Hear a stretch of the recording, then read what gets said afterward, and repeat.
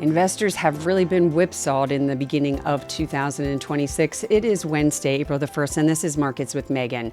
If you like this podcast, you can subscribe, hit the alarm bell, share with your friends, family, or colleagues. Typically, we come to you to discuss economic data and what it's doing to the markets, but today we want to give a brief recap of the first quarter of 2026 because it was a very interesting quarter and, in fact, pretty disappointing for investors across many different asset classes.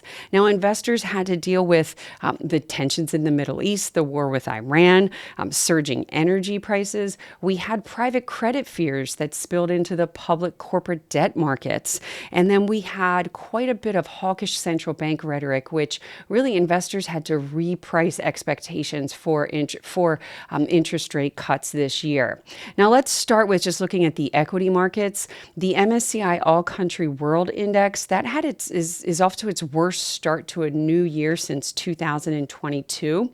It was primarily led by the large cap U.S. market because we did see a rally in the Latin American emerging markets. Again, very commodity focused, and we'll talk about that in a minute.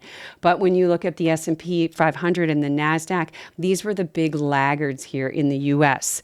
We did see volatility measured by the VIX index. It jumped to the highest level that we've seen since Liberation Day of last year. We saw not only the Dow Jones Industrial Average, but the NASDAQ and the Russell 1000 Growth Index. They all entered correction territory during the quarter. That's a drop of 10% or more. Within fixed income, we saw the 10-year jump to a 8-month high, and that's primarily because of the surge we had in energy prices because of the war with Iran. That caused an increase in inflation expectations. We saw 1-year inflation expectations jump to the highest since 2022. Basically, a complete pricing out of any Fed rate cuts this year, even a small chance of potentially a rate hike. We saw that emerge during the first quarter. Credit was weaker. That's because of those fears in the private credit market. We had many different publicly traded asset managers halt redemptions of some of their funds. That led to high yield spreads, or that extra yield you get over treasuries. That widened to the most we've seen since Liberation Day as well. Even some of those safe havens like gold and silver, they struggled. We saw gold drop about 19% during the quarter, almost entering bear market territory. We saw silver drop 40%, so was fully in bear market territory in the first quarter. And that's primarily because when you do have some indiscriminate selling, investors come in and sell the winners. And we do know that the precious metals were quite a bit, had seen such a significant rally over the past year. We saw the dollar rise, which was also rare. Energy was really the big story. We saw that surge in crude oil prices, not only in WTI, but also in Brent. WTI traded firmly above $100 a barrel. That filtered over into gasoline prices, touching over $4 a gallon. That's the highest since 2022 as well. So a very, very volatile quarter for investors. Now, when we look at the past couple trading days, though, we saw a really nice rebound, specifically to close out the quarter yesterday. We saw a rebound in the S&P 500 of about 3%. We saw both the NASDAQ and the Russell 1000 Growth Index jump about 4%. We did see the biggest drop in the VIX that we've seen in here since in over a month. So this was a pretty big kind of risk back on sentiment that we saw. The reasons behind this were we did get some media news about the optimism about the war ending, possibly the Strait of Hormuz opening up. And then we also saw some bargain hunting here.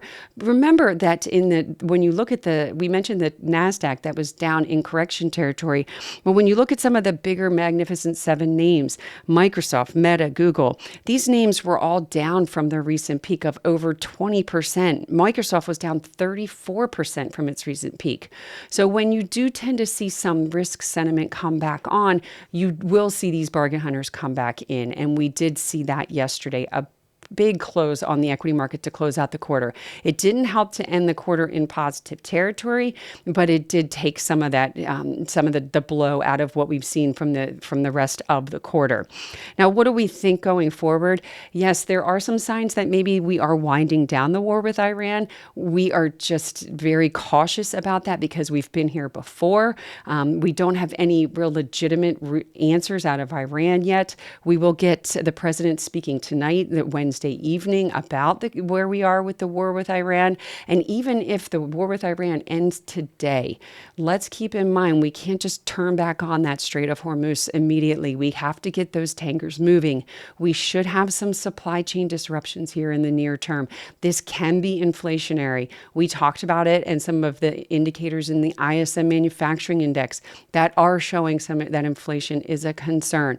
So even though we may have the action that may end, and we're not significantly sure that that's there yet, we don't know what those impacts will be on economic growth in the coming months. We haven't seen any of the economic data until really today with that ISM manufacturing index. So it was a nice and welcome close to the end of the quarter yesterday. We're cautiously optimistic that there is some bargain hunters in here, but we also would be very cautious about jumping all in with the market up a little bit here. We still do see a lot of headwinds in the market in the coming months as we get the data of what this war has done from an economic standpoint. That's all we have today. If you want a history of our podcast, you go to marketswithmegan.fm. Thank you.